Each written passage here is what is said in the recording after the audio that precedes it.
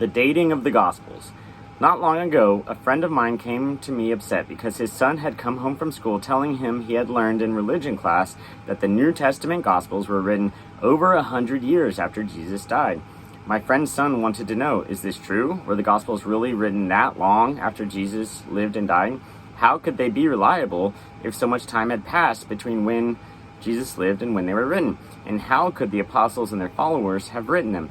After all, 100 years after Jesus, wouldn't all of the eyewitnesses to his life be long dead? In other words, when it comes to the historical sources about Jesus, chronological proximity matters.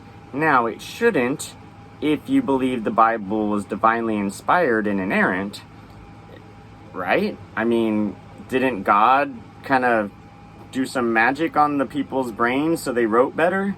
Isn't that the whole claim? Otherwise, how do we know what to believe and what not to believe? So this is what Bart Ehrman refers to as the problem of the time gap between Jesus and the Gospels. Most scholars these days agree that Jesus died somewhere around 30 to 33 AD. The majority of contemporary scholars also agree that the four Gospels were not written until the late 1st century.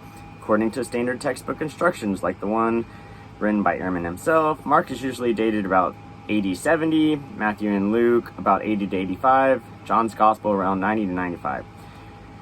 According to Ehrman, this means that some 4 to 6 decades transpired, blah, blah, blah. So the stories about Jesus were circulated by word of mouth, year after year, decade after decade, by a long change of anonymous storytellers. These storytellers supposedly changed the details of Jesus' life, the telephone game, like he said. Then finally, at the end of the century, 4 equally anonymous authors decided to write down the stories they had heard.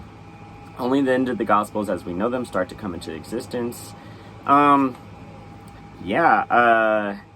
That does matter if you're looking into historical works, but if you're doing a religious text, I thought God got involved, so why would it matter?